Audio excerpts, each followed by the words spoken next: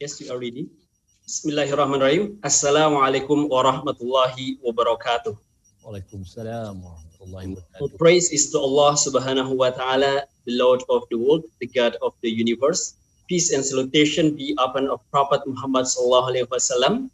Because of our Prophet Muhammad sallallahu alaihi wasallam struggle, we are now can feel the beautiful of Islam, and until now we are live in the religion of Islam. All right, ladies and gentlemen, those who are watching with us on YouTube platform, this is the World Zakat Forum webinar series. And inshallah, today we are going to discuss about Baitul Mal, its roles and the potential. Inshallah, our discussion also will be contextualized to the recent context of COVID-19 pandemic, inshallah. Ladies and gentlemen at home, Baitul Mal is known as the public treasury of Islamic State.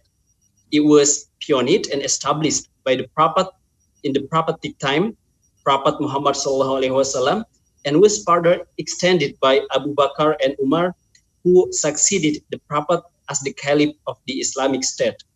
Historically, Baitul Mal played a great role in the distribution of and redistribution of funds. It performed the similar function to the Ministry of Finance at present. And it also carried out the jobs of central banks in terms of monitoring, issuing currencies, controlling credits, and so forth. So inshallah, today with our topic, Baitul Mal, roles and its potential, we are having two speakers from Indonesia and from Malaysia who are Datu, yes. All right. Our speaker from Malaysia, he is okay. Our speaker from Malaysia, he is Datu Haji Abang Mohd Shibli bin Haji Abang Mohd Nailie. It's a quite long name, but I can simply call him Datu Haji Abang. Right. So hopefully Datu Haji Abang be in the good condition there in Malaysia. All right, Datu Haji Abang get his bachelor degree in accounting from UKM, University Kebangsaan Malaysia, and he is currently as the director of Baitul Mal in Sarawak. In addition to Datu Haji Abang, we also have another speaker from Indonesia, who is both academician and practitioners. He is Dr. Irfan Syauqi Beik. Dr. Irfan Syauqi Beik, Associate Professor Dr. Irfan Syauqi Beik.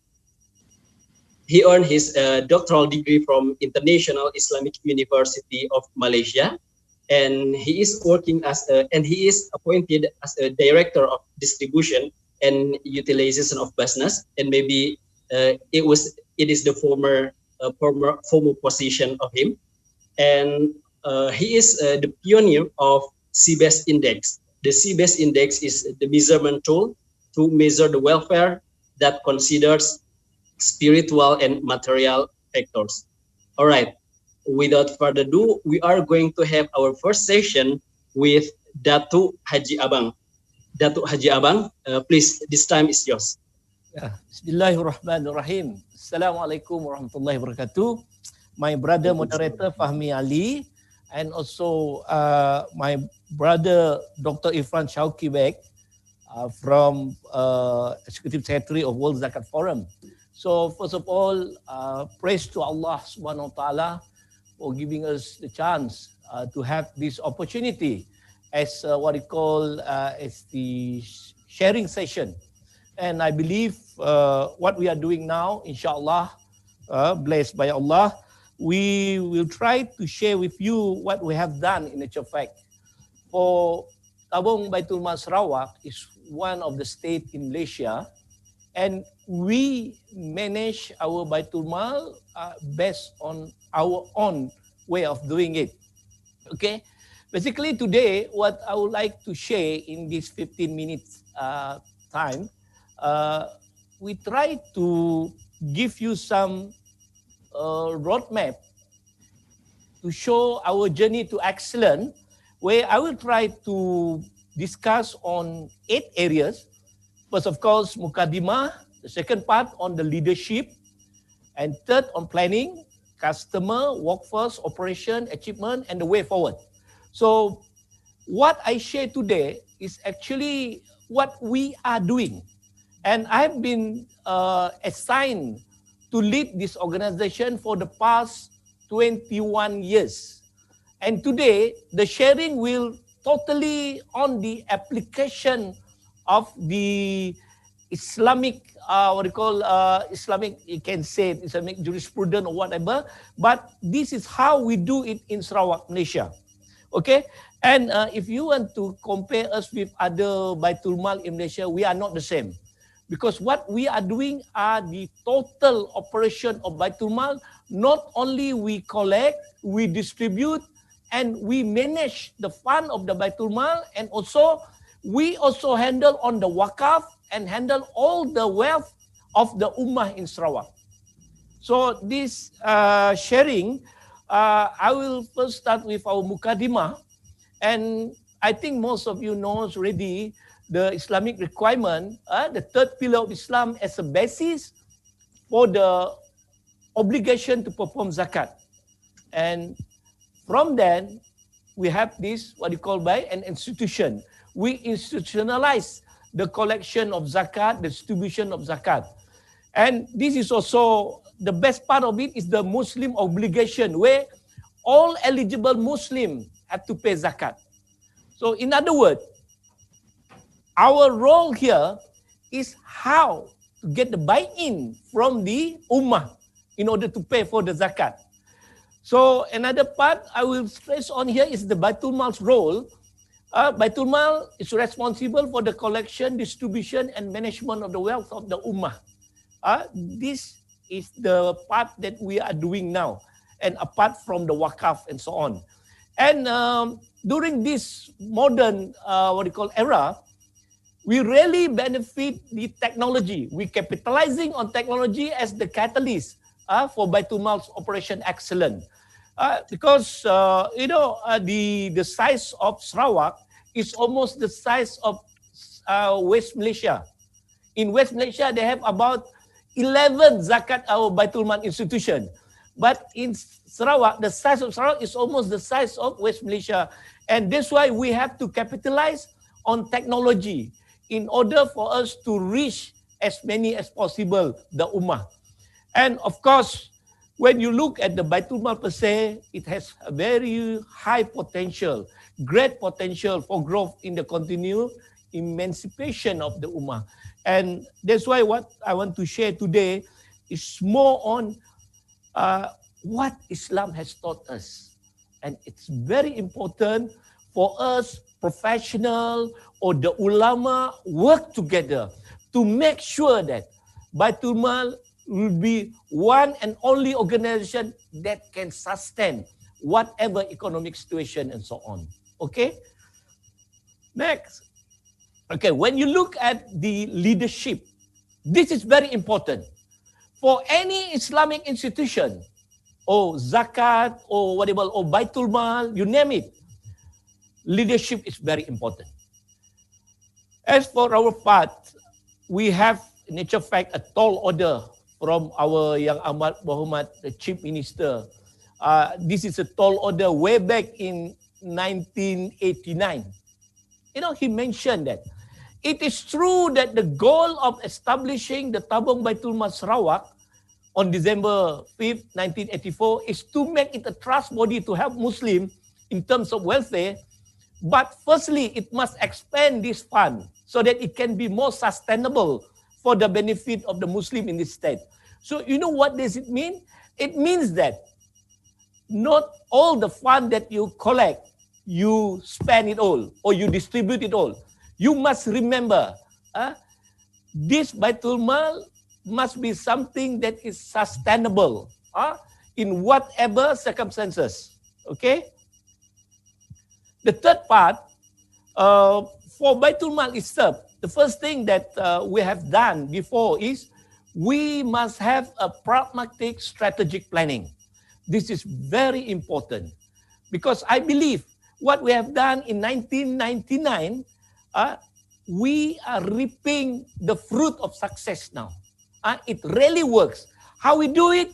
Of course, we have to consider the landscape of our society, and we have to consider how we go about it and so on. So if you look at this, we have three what we call strategic planning. For the first 10 years, we restructure the zakat management. We really look into every aspect of the management of the zakat. And the second part, we come up with the approach, we call it wealth creation initiative. This is where we try to consolidate the fund that we have, the potential that we have, the properties that we have. And now we are moving towards the third, we call it beyond Baitulmal. This is for 2030. We will focus on the survival of the Ummah in the areas of healthcare, education, economy, and food. And if you look at the situation now, we never know that in the year 2018, when we designed the 2030 planning, we never know that healthcare is the most important. So basically what we have done, I think it's all come from Allah subhanahu wa ta'ala. And I believe that because if you have good intention, inshallah, whatever strategic planning you do, Allah will assist you. Okay, with these three strategic planning, and I can show you what we have done. Okay, the fourth part is on the customer. The most important thing for any Baitul Mal, you must create the public confidence. How you create public confidence? Through three areas.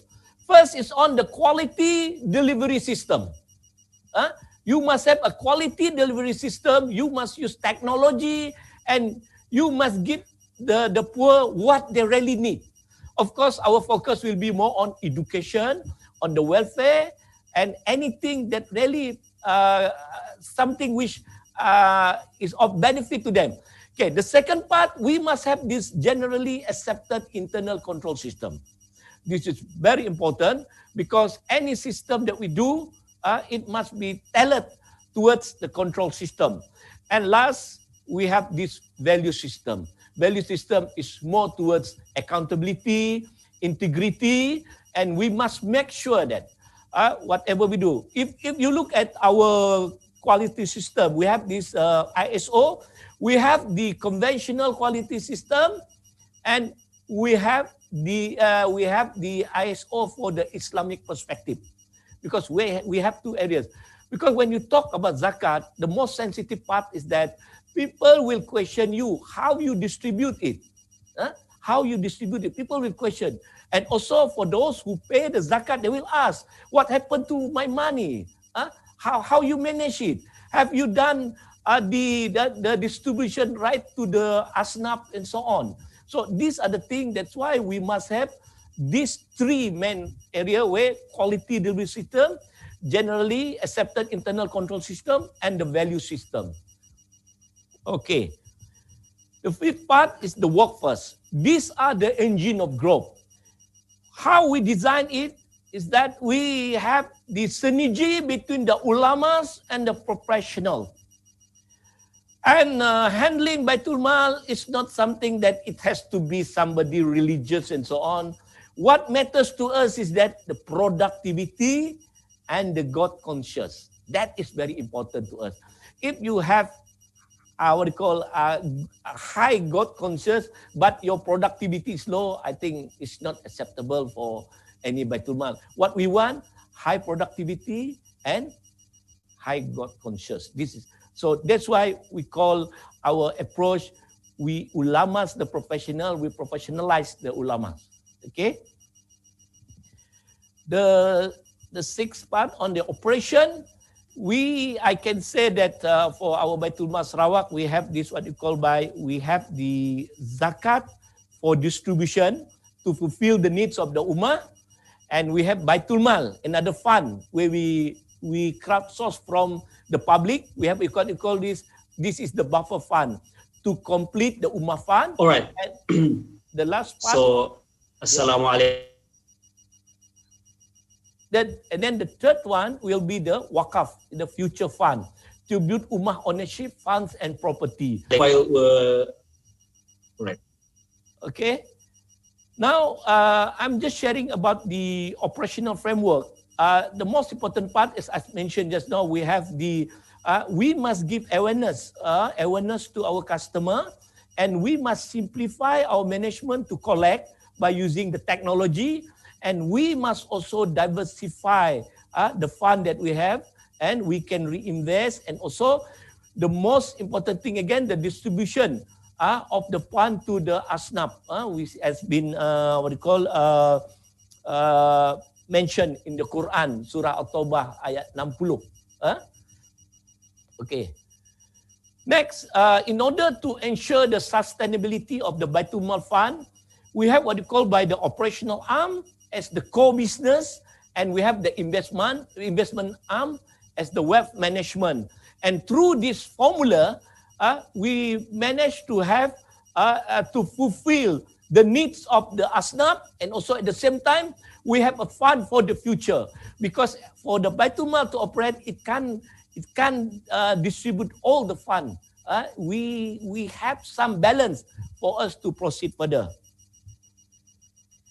Of course, I show you this is the graph since restructuring in 1999, and before that is tapering. But now, if you look at that, the graph is moving up. The graph is moving up, whereby the revenue versus distribution, the more you collect, the more you distribute. Alhamdulillah. And of course, I can show you the figure here before restructuring. For 14 years, you can see the number of recipients, the amount that we spend. For after restructuring is totally what we call a vast difference between the two data, from the two data. And of course, we have the ummah ownership.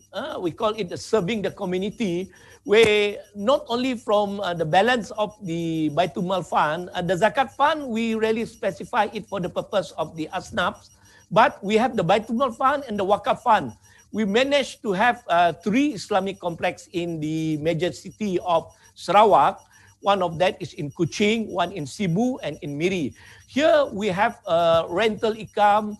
We have this opportunity for Muslim to do business, and it will also give some what you call expansion to the value of the real estate. Okay. Okay, in the part that I mentioned just now on the integrity in financial management, Alhamdulillah, for the past 19 consecutive years, we received a clean certificate from the National Audit Department, under the government of Malaysia. This is very important because we must make sure that the account is properly accounted for and the distribution is done properly, and all the assets and the properties of Baitul Mal is being handled properly. Okay, Alhamdulillah. And of course, we have some excellent awards here at the state and national level. We've won quite a number of awards here. Why I'm trying to show this is because we know that this is what I call by a buy-in process, so that the ummah will have confidence and they will keep on paying the zakat to us. Okay, we have some global outreach. We are involved in quite a number. The formation of Baitul Mal in Australia, New Zealand, Hong Kong, and Taiwan. And of course, participation in international conferences. I have some conferences, present paper in Indonesia, in Brunei, and also in Malaysia. And also Baitul Mal as a benchmark by some of the institutions in Malaysia, Indonesia, Brunei, and Asia Pacific. So this is what I'm trying to share here, so that in future any what you call Baitul Mal, please consider on the approach that we have done. Okay, our way forward. If you look at the way forward, we are facing the pandemic, something that we never know what will happen next. It's VUCA, vulnerability, uncertainty, complexity, and also something which we know this is ujian from Allah Subhanahu wa Taala. So the first thing that we should do is reflect, look back at every effort that we had done in the past to be adjusted, do some realignment with current growth of the latest environment in the world, especially during this COVID period and the post-COVID period. And the second part, we need to reset back to the new beginning for each of our delivery system. It's Kaizen, continuous improvement, and we will do some adjustment so that our assistance to the poor will always be in time and they really need it. And during the past pandemic, the hardest part for the past 6 months or 7 months, we have the mobile apps to help the poor in the remote area and so on, which we just credit to their account and so on. It really helps a lot. So the last part is reform being made for each of our delivery system to face the uncertainty, and at the same time as a way forward to move beyond the future so that the organization remains relevant and able to meet the needs of the Ummah. So I think that's the best that I can share for the time being. And I believe if there is any question later on, we can discuss further. So that's about all, Brother Fahmi. Thank you very much. All right. Thank you very much, Datu Haji Abang. All right. Ladies and gentlemen at home, we are just now had our first speaker, Datu Haji Abang, who is the General Manager of Tabung, Baitul Mal Sarawak, Malaysia. From his speaking, from his presentation, so much lessons we can learn. And ladies and gentlemen, who would like to ask question to Datu Haji Abang, you may type your question in the chat box on YouTube. All right, we are now moving to Dr. Irfan Syauqi Beik. Assalamualaikum, Dr. Irfan. Salam warahmatullahi wabarakatuh. All right, Dr. Irfan, yes. just now Datu Haji Abang presented very insightful cases from Tabung Baitul Mal Sarawak, Malaysia. All right, let's have you in this session, Dr. Irfan. When we talk about Baitul Mal in the current context, what would be the best point to explain such role and potential to our Ummah today? Yeah.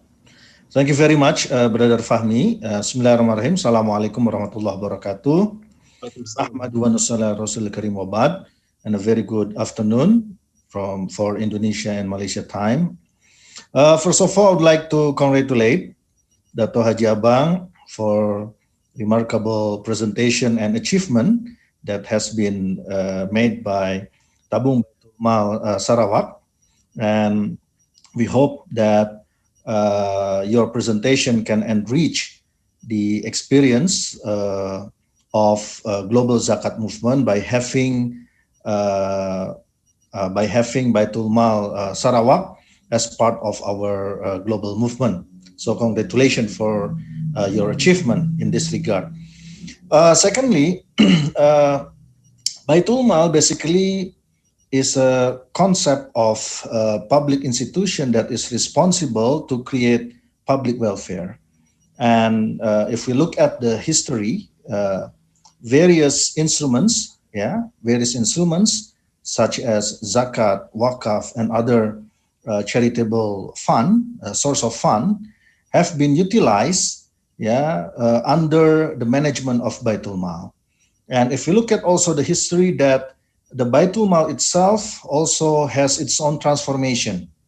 Unfortunately, at the moment, I think the role of Baitul Mal has been translated into various ministries and institutions, in the government, such as if we look at the original function of Baitul Mal, it has the function of managing the food logistic, for example, and then ensuring zakat collection and distribution, and also managing the market, and also monitoring the monetary side, or monetary policy, at that time. So now these kind of functions have been, performed by various ministries and institutions, in our modern Muslim world. But Alhamdulillah, the role of Baitul Mal, I think it is, closely related with the optimization of one of the powerful weapons, in Islam economy, which is Zakat and Waqf. I think it's very important for us today to optimize these two instruments, Zakat and Waqf, because if we can optimize the presence or the existence of Zakat and Waqf, many things can be done for betterment of this ummah. We can do a lot of things. We can create a lot of policies and programs that empower the ummah, that attempt to increase the welfare level, the prosperity, the income level, etc. of this ummah. So that's why the presence of Baitul Mal, including Baitul Mal Sarawak, is expected, to fulfill this, objective and aspiration. That's why I congratulate for the role that has been played by Tabung Baitul Mal Sarawak, and I think it's a good example also for us in Indonesia and also for other countries as well, especially for our WZF member countries, which at the moment reach around 40 member countries. So it's very, important sharing that has been made by Datu Haji Abang. So now, if we look at the role of Zakat and Waqf currently, especially during this COVID-19 pandemic, we can see that the role of Zakat and Waqf become more important, especially to mitigate the impact of COVID-19 pandemic that has hit all aspects of life, that has created other crises, economic crisis, social crisis, in some countries even political crisis. So we need to optimize all the resources that we have. Each country must utilize all domestic resources that they have in order to mitigate the impact of this COVID-19 pandemic. And one way to do that is by optimizing this Zakat and Waqf. In the case of Indonesia, for example, Zakat has helped, until end of September 2020, Zakat has helped more than 5 million recipients in Indonesia during this hardship. So the role of Zakat is believed to be able to help the government programs, and other initiatives that attempt to reduce, the economic and social impact of this COVID-19 pandemic. So given this situation, I think in the future, the state should not ignore, this ummah should not ignore the potential of this Zakat and Waqf, and we are expecting to see growing role of this Zakat and Waqf, and we have to continuously encourage all the governments, especially the Islamic governments globally, to make this Zakat and Waqf as part of their national economic policy. So Zakat and Waqf should not be placed outside the mainstream economic policy. It should be inside the mainstream economic policy. Because of its potential and also the impact that can be created from the presence of Zakat and Waqf. It's not only about money, how you use Zakat and Waqf money, but it is also about changing the behavior, changing the productivity of this ummah. Because when we campaign this zakat and Waqf, of course, at the same time, we want to change the behavior of the people, to be, to make this sharing as part of the lifestyle. And when sharing or giving becomes lifestyle, so I truly believe that it will increase the productivity of the ummah itself, because giving and sharing will be able to encourage the people to become more productive, and based on our practical experience, we have observed number of mustahik that are able to be improve their condition, that are able to transform themselves to become muzaki. And one way, or one of the reasons why they are able to transform themselves to become muzaki is because of their increasing productivity. And one way to increase their productivity is by equipping them with this sharing and giving behavior. That's why we require all of our mustahik to pay infaq according to, of course, according to their ability. Maybe it's a very small amount of money. If we convert to US dollar, maybe it's only less than $50 per week. Less than $50 per week. And after 1 year, it is collected. And during the Ramadan, normally all mustahiks, they gather themselves, and this infaq fund now are distributed to the other mustahik. So sharing and giving from mustahik to other mustahik. So, by educating them with the spirit of sharing, we have observed that their productivity increases. So from this practical experience, we believe that sharing and giving, is one way to improve productivity and at the same time to mitigate the impact of COVID-19 pandemic. I think that's all for the introduction, for this session. And I forget to inform you that Dr. Zainul Bahar Nur, our Vice Chairman of National Board of Zakat of Indonesia, who is supposed to be here, he has some urgent meeting at the moment, so he delegates to me. He has delegated to me to speak on his behalf. Thank you. All right. Thank you, Dr. Irfan Syauqi Beik. Before we are going further with Datu Abang Haji from Tabung Baitul Mal Sarawak, Malaysia, ladies and gentlemen at home, or those who are just joining us on YouTube platform on BAZNAS TV, this is a World Zakat Forum webinar series, and today we are talking about Baitul Mal, its role and potential. So before having question with Q&A with Abang, with Datu Haji Abang, still the question need to ask to Dr. Irfan. Dr. Irfan, considering considering the definition, the definition of Baitul Mal, the role of Baitul Mal in the prophetic time, they are played currently by the ministries such as Ministries of Finance and etc.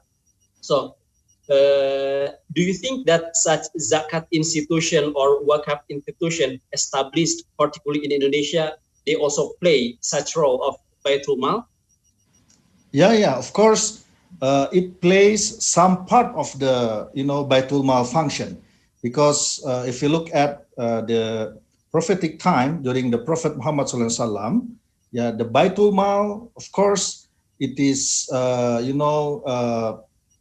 practicing the role that is played by Ministry of Finance today, Ministry of Trade today, and also the Logistic Office today, etc. So various functions were done within the Baitul Mal. That's why Baitul Mal became, the most powerful public finance institution during the time of the Prophet and the guided caliphate, the Khulafa Rashidin, and also during the time of Tabi'in, and dynasties after those era. All right. Thank you, Dr. Irfan. But in Indonesia, Baitul Mal, is implemented in two ways. The first one is in Aceh province. It is the only Islamic province in Indonesia. Baitul Mal, I think it's same with Baitul Mal Sarawak, that they are given the mandate to manage zakat and al-kaf. But in other parts, the Baitul Mal is used as part of Islamic microfinance institution known as Baitul Mal wat Tamwil, so BMT. So BMT is Baitul Mal Tamwil, it is the Islamic microfinance institution in Indonesia. Now the number is around 5,500 BMTs around Indonesia. And Baitul Mal reflects the tabarruk side of this microfinance institution, because they have Tamwil side, which is, a commercial one, and the tabarruk side, which is, the social part. So the Baitul Mal reflects the social aspect of this Islamic microfinance institution. So maybe it's a bit different with Indonesia, but originally speaking, Baitul Mal is a very comprehensive public finance institution. Yeah, I agree with you, Doctor. And if you look at the current situation, like for us in Malaysia, we have actually, the government play a very crucial role to eradicate poverty and so on, to give whatever for the citizen, whoever as the residents of Malaysia and so on. But basically, like on our part, what we do, we as the complementing agent to the government. So we complement, especially to those who are really in need, at the time that, with all those bureaucracy from the government and so on. But as for us, if you have a proper system, a proper, investigation system, and you know that these people really need it, so we will be the one who will be on the forefront. So basically, the function of Baitul Mal now, the way I look at it, is more on complementing agent to the government. And of course, if we are proactive and we manage it well, I think we can play more crucial role. Really elevate the living of the rakyat or the citizen and so on. And during the pandemic period, we noticed that we are the first to reach the poor. We are the first to reach those who are affected by the COVID. Because we come up with the technology in such a way that, you know very well, everybody got the mobile phone, and through the mobile apps that we have, it really reached almost everyone. And we spend during at this moment about 12 million ringgit Malaysia just to help and assist the poor. And it covers, because Sarawak, the Muslim community is not that big. It's about 800,000 number of it. And we reach about almost 80,000. It's about 10% of those affected. But those that didn't apply, they are more comfortable. They are the muzaki, the one who pay zakat. But the mujtahid, we reach them at the time that they really need the help. Alhamdulillah. Yeah. All right. Alhamdulillah. I think that's one of the strength, of Zakat and Waqf institution, which lies on its ability to adapt and mobility, which is, very mobile institution. So we can respond very quick, compared to other institutions, including the government institution, because flexibility is there, and also fast adaptation. The adaptability to the changing situation is very high. That's why all Zakat institutions can respond quicker than the other agencies. Yeah. Yes. Dr. Irfan and Datu Abang Haji, we have a lot of questions for both of you. So let's start our first question from for Dr. Irfan Beik from Astika Rahmat Ghani. All right, just now, Dr. Irfan, you have explained that in Indonesia there are two cases of the practice of Baitul Mal. The first one is Baitul Mal in Aceh. It's similar to LAZ or BAZNAS. They are managing such as Zakat and Waqafan, and the other one is the Baitul Mal that operates for microfinance. So meaning that this Baitul Mal practically in Indonesia, we can understand from these 2 points. The question is about challenges in developing Baitul Mal wa Tamwil in Indonesia. In your opinion, how do we overcome lack of human resources, understanding, and competition? Yeah, I think human resource is our problem everywhere because we are always lack of this human resource. Yeah. So what we have to do is, the first one in the long term, if we want to overcome in a more sustainable way, we need to be able to develop a qualified education system in which, yeah, all the teachings of Islamic economics, including uh, Islamic microfinance, are delivered, yeah, in a good way, yeah, so that it will create qualified human resource as the result of that education process. Of course, uh, communication and also building strong relationship and link between education institutions and our Islamic microfinance institution becomes very important because education can bridge the understanding, the basic teaching of Islamic economics, including Islamic microfinance, and the realities, the practical realities that are faced by BMT and other microfinance institutions. So how to bridge this one? Of course, capable and qualified human resources are needed. And of course, in order to produce these qualified human resources, that is the duty of the education institution. That's for the first part. And the second part, of course, we need to improve the literacy, yeah, literacy of the society, which means that we need to increase the campaign, socialization, and education, yeah, so that people will be understanding more and more. Yeah, so continuous socialization and education and campaign, is very needed. And given the situation, of course, utilizing all the technological platforms, yeah, available today is very important. So we have to utilize all platforms, social media, Zoom, yeah, and other platforms, yeah, as the way we deliver the message of this Islamic microfinance. By continuous education, I believe people's understanding can be increased. Thank you. Thank you, Dr. Irfan. Now we are going to have a question to Datu Haji Abang. Datu Haji Abang, what about rules and regulation maybe can be allowed in Malaysia? Is Baitul Mal word mentioned in the law in Malaysia? Yeah. Okay. Thank you very much. Actually, in Malaysia, we have about 13 states. 13 states. Malaysia, the Federation of Malaysia, we have 13 states, and it's stated in the federal constitution where all the Islamic affairs is being handled by each state. They handle on their own. So that is to say, anything to do with Baitul Mal, anything to do with Islamic affairs and so on, it's being handled by the state respectively.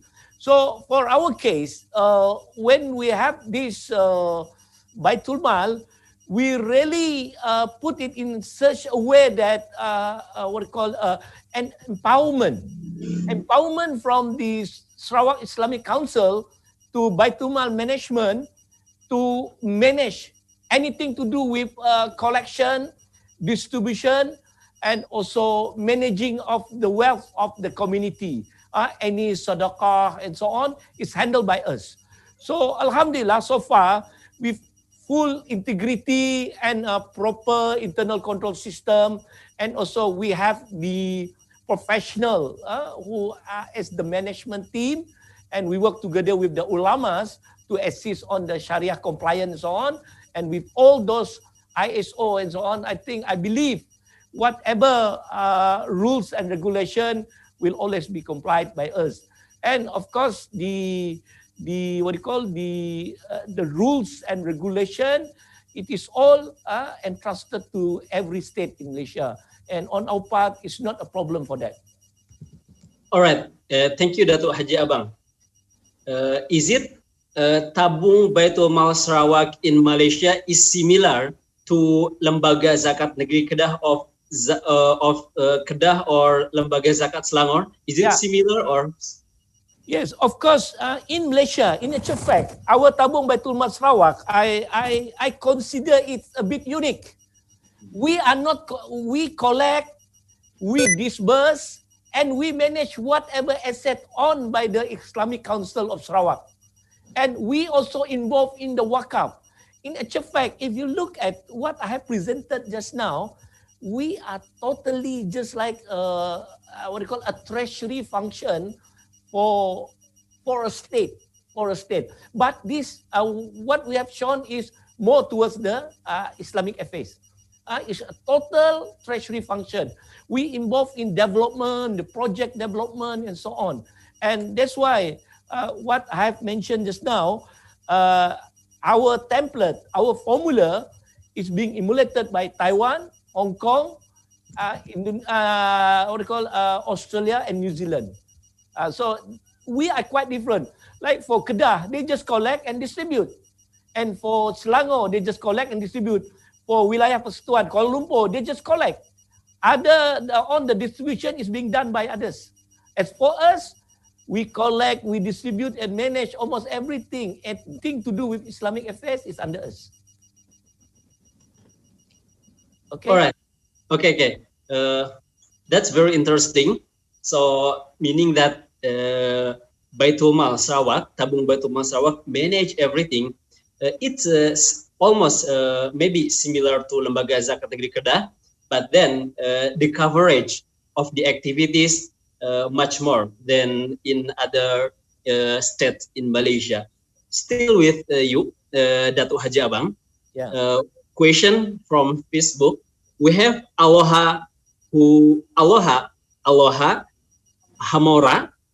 The question is, what will Baitul Mal in Sarawak, Malaysia hope to achieve in near future in terms of exploring opportunity to contribute more to the Muslim community? Yeah, thank you very much for the good question here. I believe our team now, we are moving towards what we call by a program we call the Ummah Distribution Center. The Ummah Distribution Center, what we are trying to do is that we try to fulfill the needs of the urban poor and also the rural poor.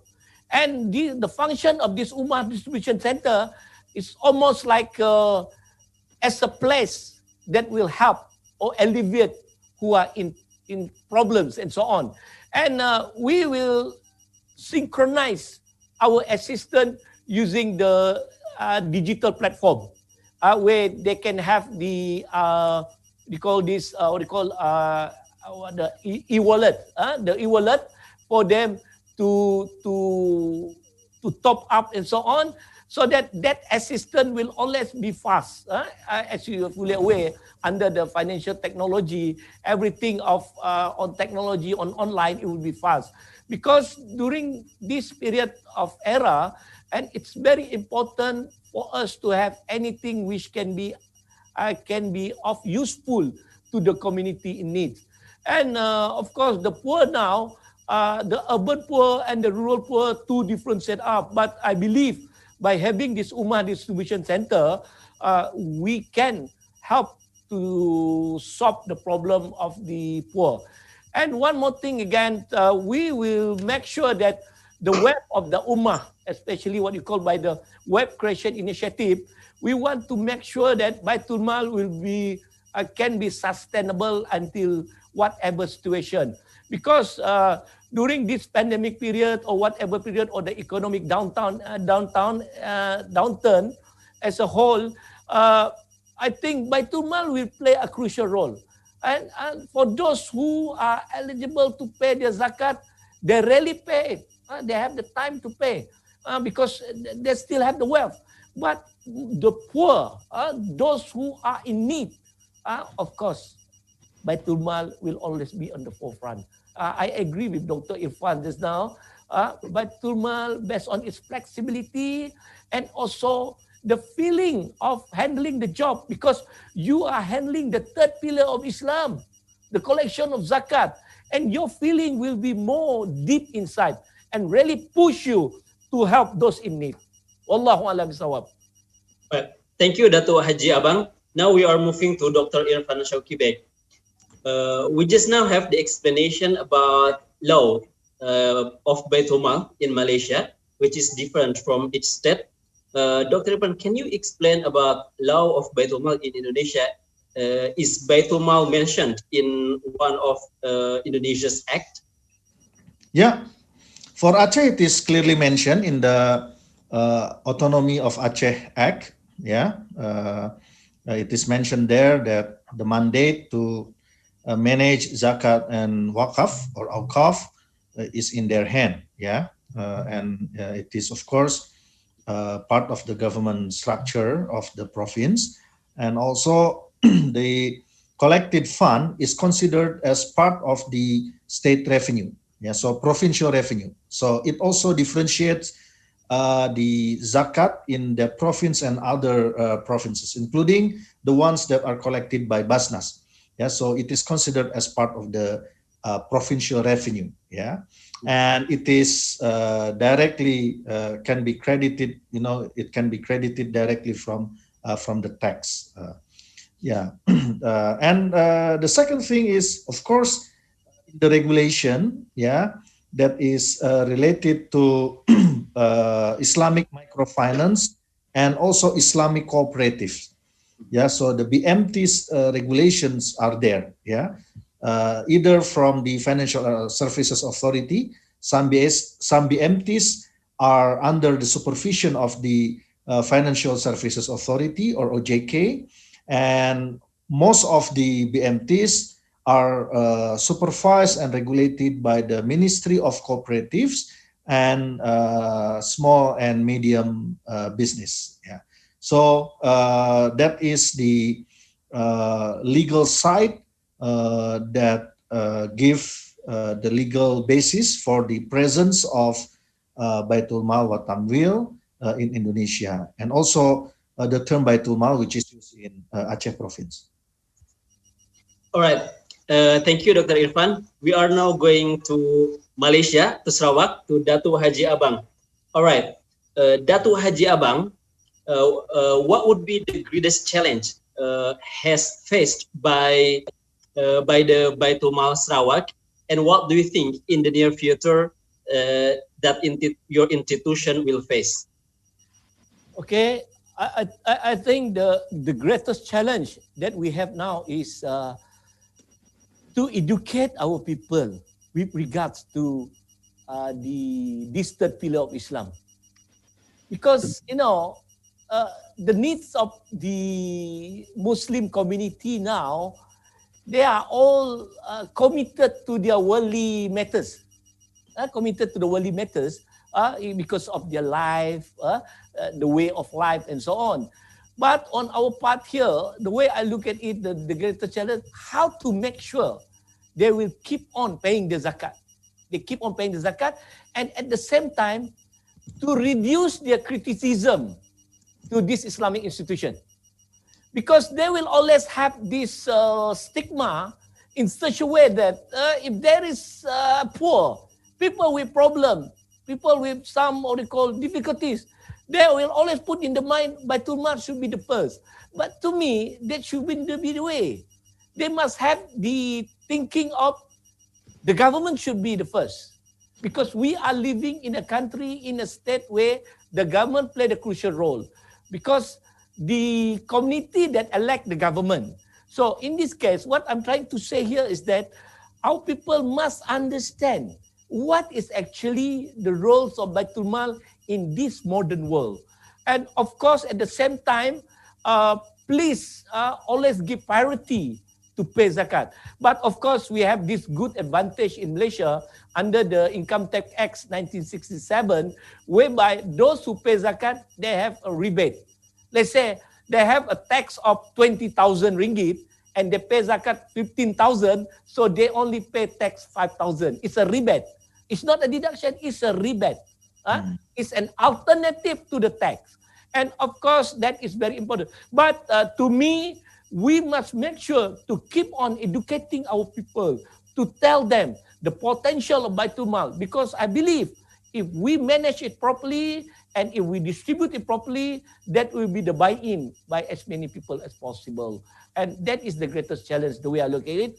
But the second part is how to bring in more synergy between the professional and the ulama.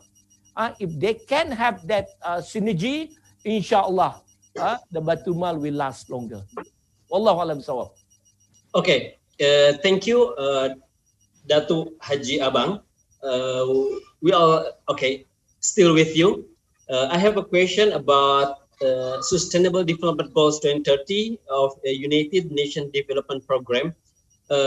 Is there such campaign of Baitul Mal activities that relate with the SDGs 2030?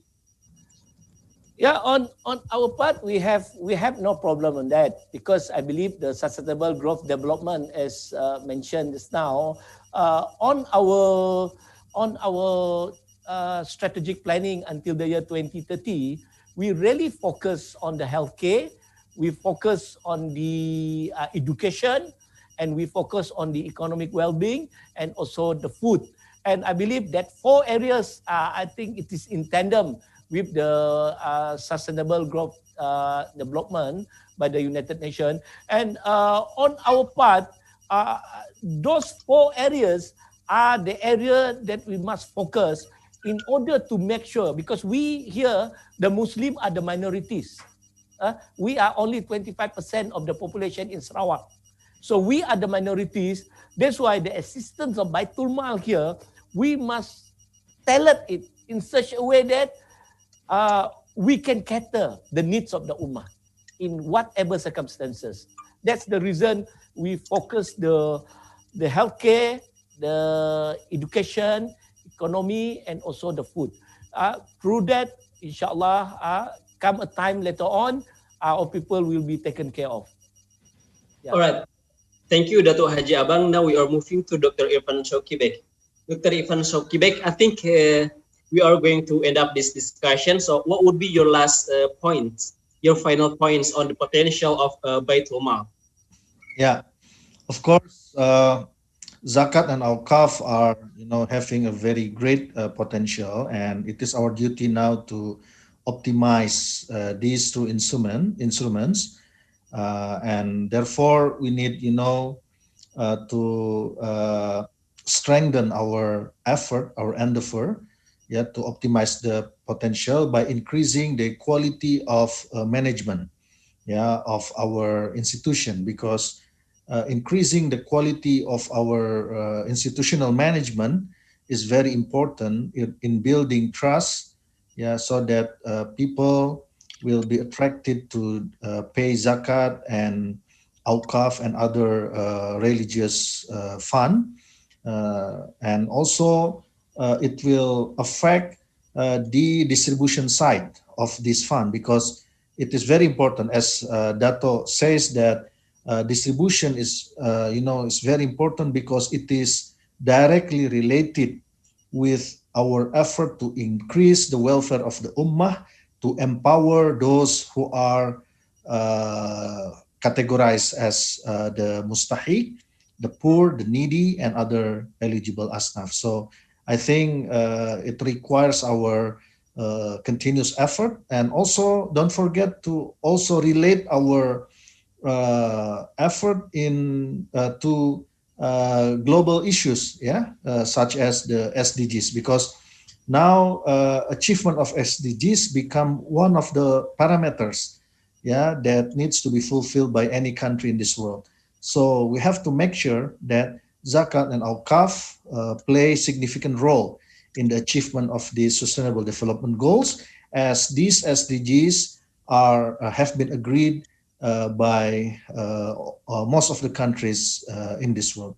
So inshallah, by relating Zakat and Waqf with the SDGs and other global issues, including financial inclusion, etc., people will be convinced that these 2 instruments can play, significant role in our current development.